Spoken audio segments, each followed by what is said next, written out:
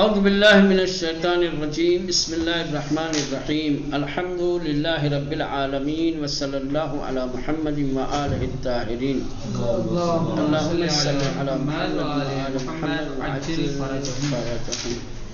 خوب بات چل رہی تھی قرآن مجید کے نزول کے آغاز کی، خوب کہ قرآن مجید کے نزول کا آغاز شب قدر میں ہوا ہے یا مبعث کے وقت 27 رجب کو۔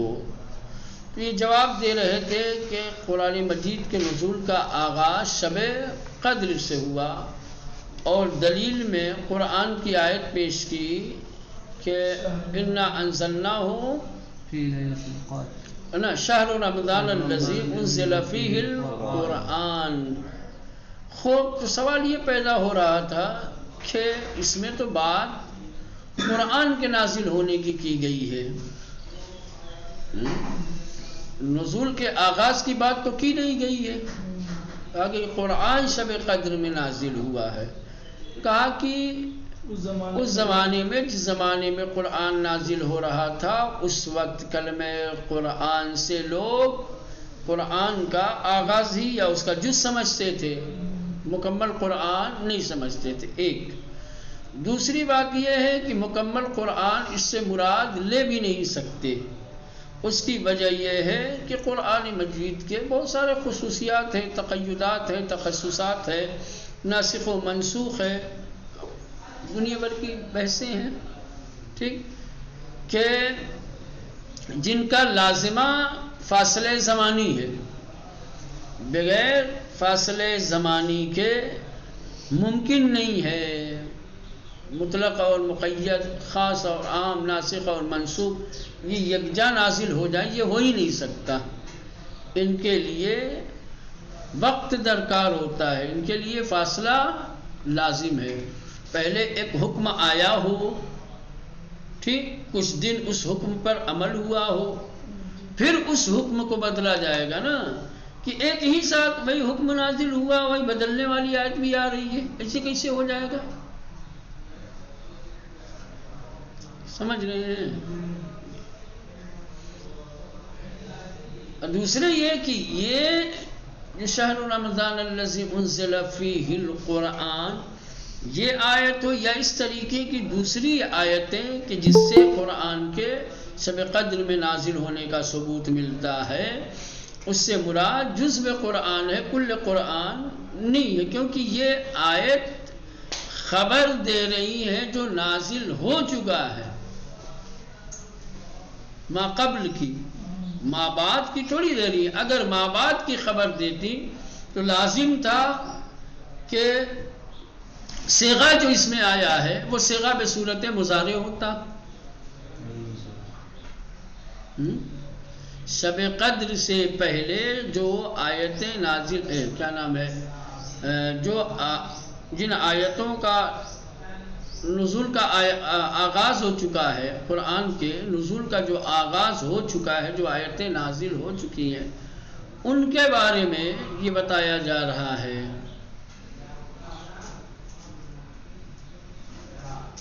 کہ جزء قرآن نازل ہو چکا ہے، نہ کہ کل قرآن۔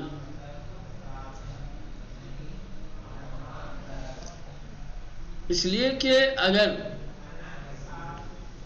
حتیٰ خود جس آیت سے استدلال کیا جا رہا ہے، اسی آیت سے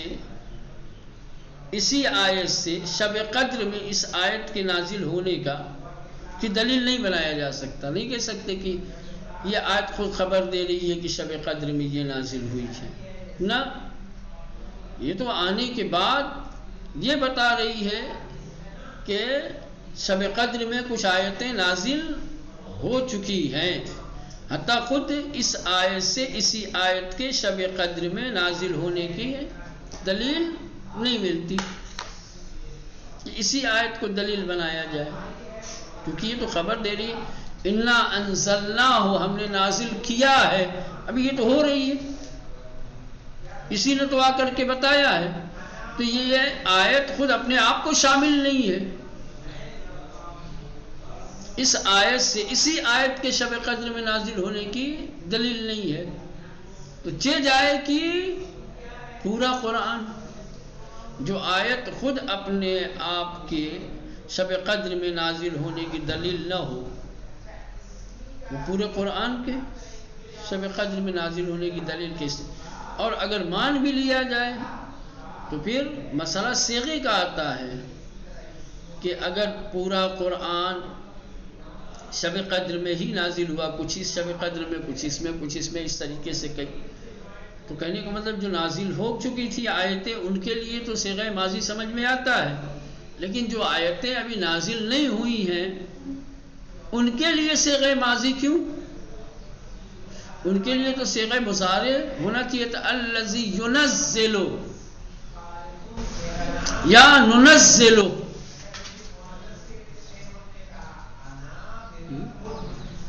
تاکہ زمان حال پر دلالت ہو سکے، زمان حال کو بھی آیت شامل ہو سکے۔ لہذا یہ آیتیں اپنے غیر کی خبر دے رہی، خود کی بھی خبر نہیں دے رہی ہیں، سمجھ رہے ہیں؟ لہذا یہ کہا جائے گا کہ ان آیات سے مراد قرآن کا مکمل طریقے سے نازل ہونا نہیں ہے، بلکہ قرآن کے نزول کا آغاز مراد ہے کہ شب قدر میں قرآن مجید کے نزول کا آغاز ہوا۔ شیخ مفید دربار گفتار صدوق کی برائے قرآن دو نزول فرض کر دیا، دفعی و تدریجی کی نظر پنجم اسمی بوید۔ کہنے شیخ مفید نے کہ جو صدوق کی بات کے سلسلے میں کہ شیخ صدوق نے فرمایا کہ قرآن کے دو نزول ہیں، قرآن کے سلسلے میں شیخ صدوق نے دو نزول کی بات کہی، ایک دفعی اور ایک تدریجی، کہ یہ قرآن کے سلسلے میں ایک پانچواں نظریہ ہے جو بعد میں ہو سکتا ہے بیان کرے۔ کیا منشے انچ شیخ ابو جعفر صدوق برگزید خبر واحدیز کی نہ موجب علمی شود تا ان را باور کرد و نہ موجب عمل می گردد تا ان را تعبداً پذیرفت۔ شیخ مفید نے شیخ صدوق کی بات کو رد کیا ہے۔ شیخ مفید نے دیکھیں ایک بار اور دہرا دوں تاکہ شیخ صدوق نے قرآن کے نزول کے بارے میں ایک نظریہ پیش کیا ہے۔ وہ کیا نظریہ ہے؟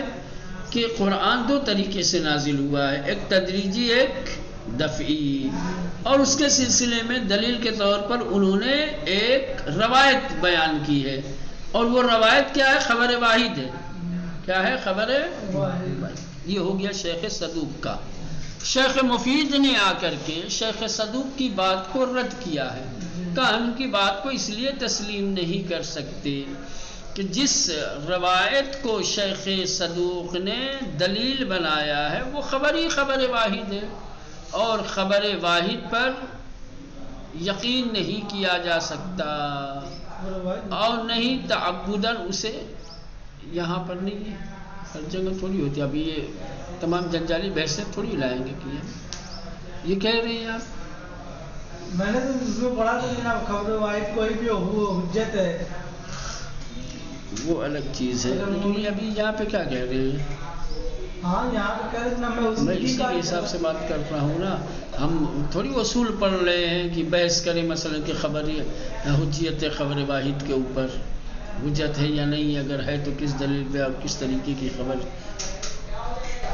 ابھی یہ نزول قرآن کے سلسلے میں شیخ صدوق نے جو خبر واحد بیان کی ہے، شیخ مفید اس کو رد کر رہے ہیں، کہہ رہے علم آور نہیں ہے تو اس پہ یقین کر لیا جائے، اور نہیں موجب عمل ہے تو اس کو تعبداً قبول کیا جائے۔ ظاہر سی بات، جب روایتی دلیل تھی، جب روایتی مردود ہو گئی تو دلیل بھی مردود ہو گئی۔ شیخ مفید دربار گفتار صدوق، شیخ مفید نے صدوق کی گفتار، شیخ صدوق کی بات کی برائے قرآن دو نزول فرض کر دے کہ جنہوں نے قرآن کے لیے دو نزول فرض کیا ہے. کون کون دو نزول؟ دفعی و تدریجی.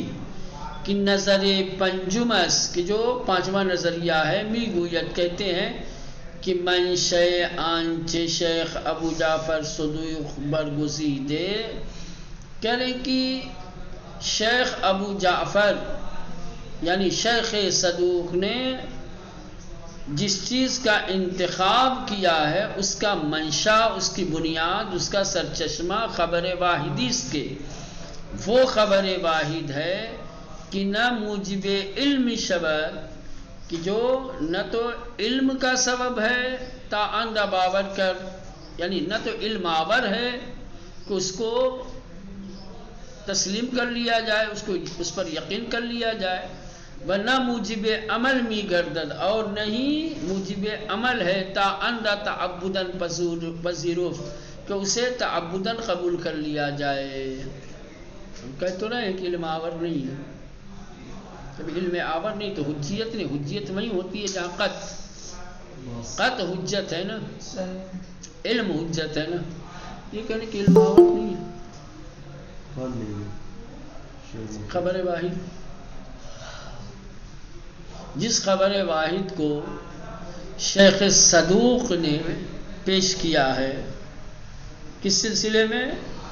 قرآن کے نزول دفعی اور تدریجی کے سلسلے میں. وہ خبر واحد علم آور نہیں ہے کہ اس پر یقین کیا جائے، اور نہیں موجب عمل ہے کہ تعبداً اسے قبول کر لیا جائے کہ چلو بھائی جیسے کہا گیا اسے. بعلاوہ نزول قرآن در حالات گوناگون و در مناسبت ہے مختلف کہ اسباب نزول خواندے بھی شود خود شاہدیس بر نہ پذیرفتن ظاہر ان خبر.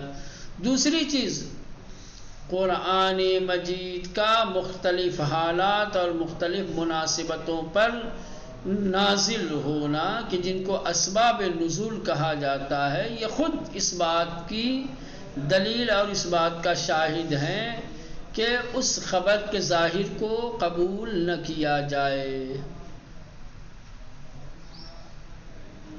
زیرا قرآن دربار جریاناتی سخن می گوید کہ قرآن نے ان واقعات اور حادثات کے سلسلے میں گفتگو کی ہے کہ پیش از حضور سے آن مفہوم ہی نہ دارد، کہ حادث ہونے سے پہلے اس کا کوئی مفہوم ہی نہیں ہے. ابھی قرآن نے جن مسائل کو بیان کیا ہے،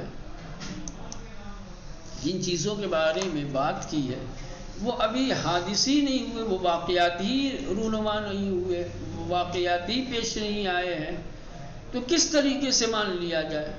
کیا ایسا ہو سکتا ہے کہ قرآن کی کوئی آیت کسی واقعہ اور حادثے سے پہلے نازل ہو جائے؟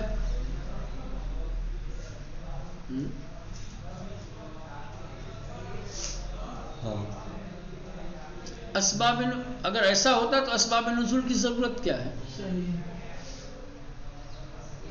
ہر آیت کے لیے اسباب نزول ہیں، ہے نا.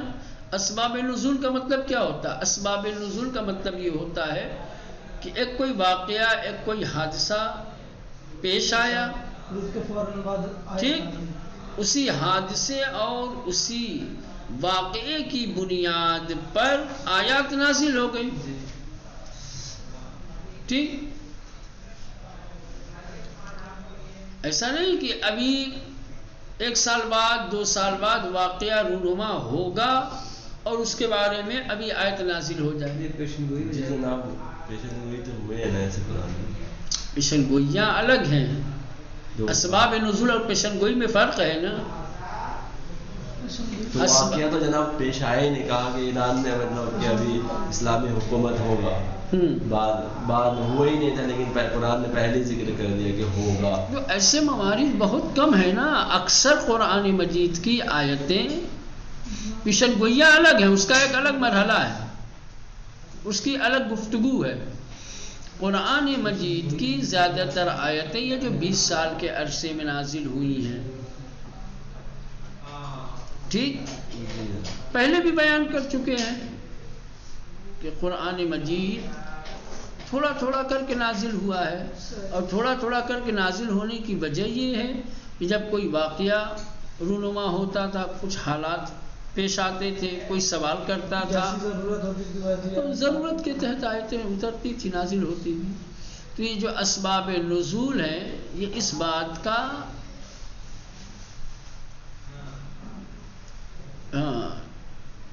ثبوت پیش کرتی ہیں اور وہ اس بات کی شاہد ہیں کہ خبر کے ظاہر کو قبول نہ کیا جائے. خبر کے ظاہر کو کیا یعنی گویا خبر ایسی ہے کہ جو یہ بتا رہی ہے کہ قرآن شب قدر میں نازل ہوا ہے.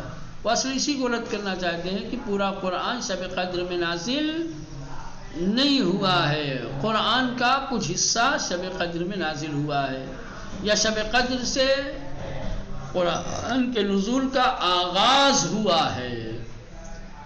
پھر نہ وہی سوال پھر باقی ہو جائے گا. کیا باقی ہو جائے گا؟ جناب یہ قرآن تو 2 طریقے سے نازل ہوا ہے، دفعی اور تدریجی. نہیں تو انہوں نے جو نظریہ پیش کیا وہ تو صحیح ہے، تدریجی اور وہ دفعی.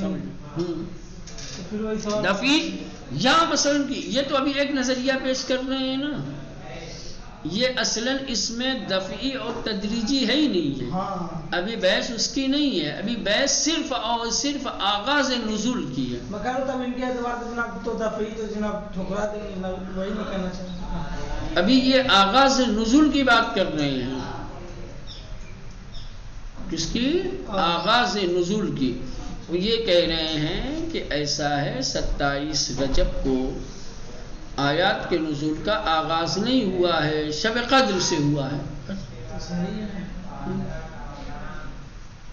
اسی بات کو بیان کر رہے ہیں.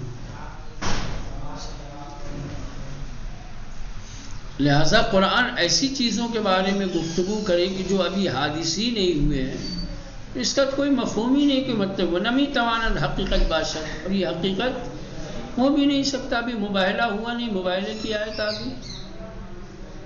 ابھی واقع غدیر ہوا نہیں، اس کی آیت آ گئی. ابھی پنجگن پاک نے جو ہے اطعام کیا نہیں، آیت آ گئی. ایسے ہوگا کیا؟ علی نے انگوٹھی دی نہیں، آیت نازل ہوگی. بستر پہ سوئے نہیں، آیت نازل ہوگی. تمام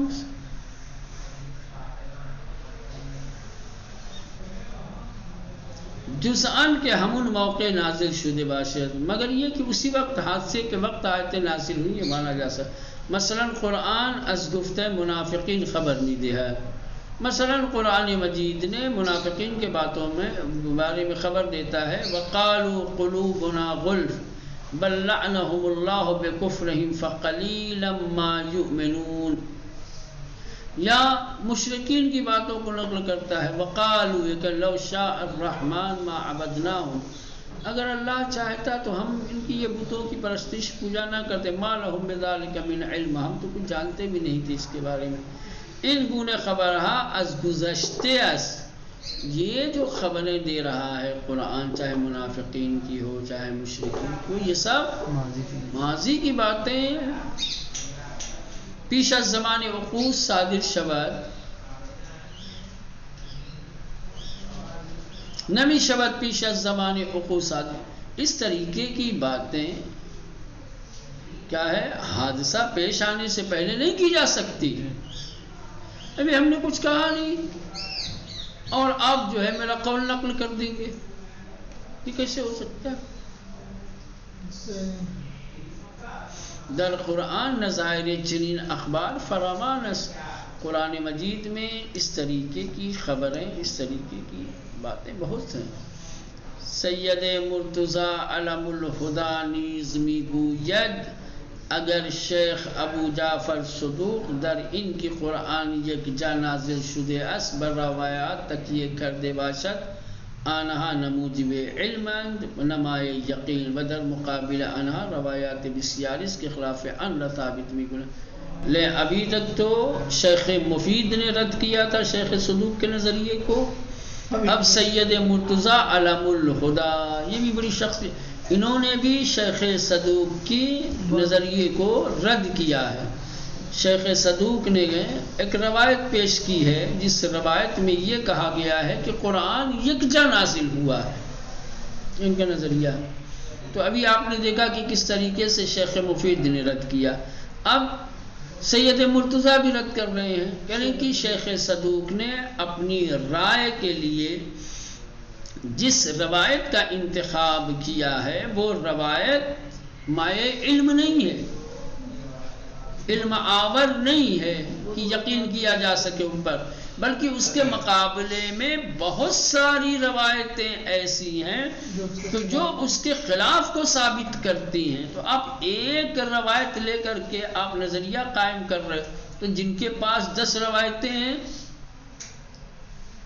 ایک روایت والا آدمی 10 روایت والے کے سامنے کیسے ٹکے گا بھائی؟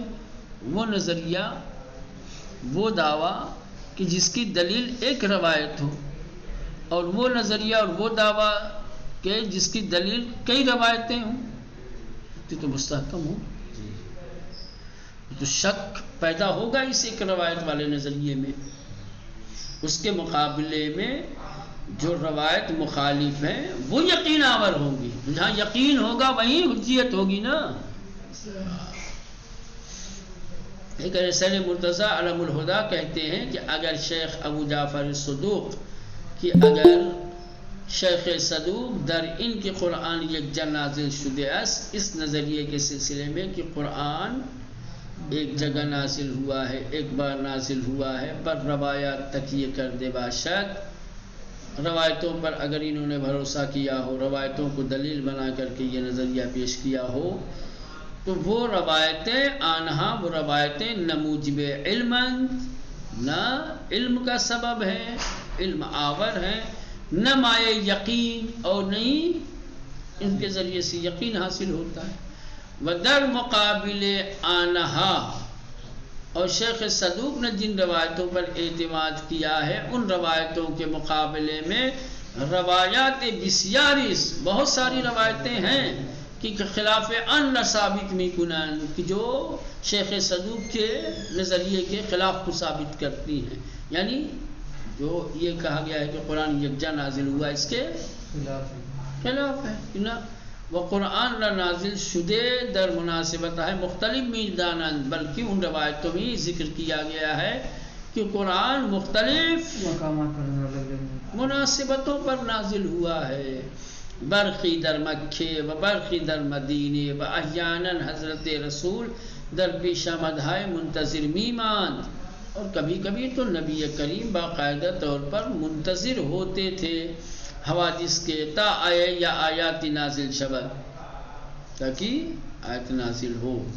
ان قبیل آیات در قرآن بسیار است، اس طریقے کی آیتیں قرآن میں بہت ہیں، بے علاوہ خود قرآن صریحاً دلالت دارت، اس کے علاوہ خود قرآن مجید واضح طور پر دلالت کرتا ہے کہ بطور پراگندے نازل شدہ اس کی قرآن یکجا نہیں بلکہ تھوڑا تھوڑا کر کے نازل ہوا ہے۔ وقال الذین کفروا لولا نزل علیہ القرآن جملۃ واحدہ، یہ خود قرآن کی آیت ہے نا۔ کافر کہنے لگے کہ آخر قرآن ایک ہی بار کیوں نہیں نازل ہوتا، یہ ہر روز چند آیتیں لے کر آ جاتے ہیں، سناتے۔ اشکال کا مورد بنا ہوا تھا بھائی، کذالک لنثبت بہ فؤادک، اور اسی طریقے سے ہم تمہارے سینے کو مستحکم بنائیں گے، ورتلناہ ترتیلا، اور قرآن کو ترتیل کے ساتھ ٹھہر ٹھہر کے تھوڑا تھوڑا پڑھو۔ یہ تمام آیتیں کہ قرآن بطور پراگندے نازل شدہ است تا موجب استواری قلب پیغمبر گردد، یہ آیتیں بتا رہی ہیں کہ قرآن کریم کو اللہ نے تھوڑا تھوڑا نازل کیا ہے تاکہ اس کے ذریعے سے اللہ اپنے حبیب کے سینے کو مستحکم اور مضبوط کر سکے۔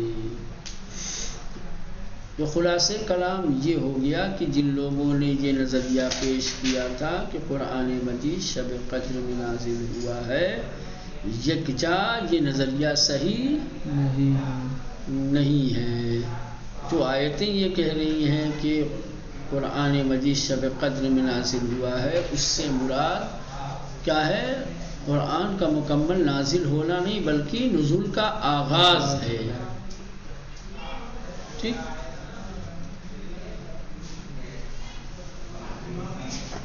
ٹھیک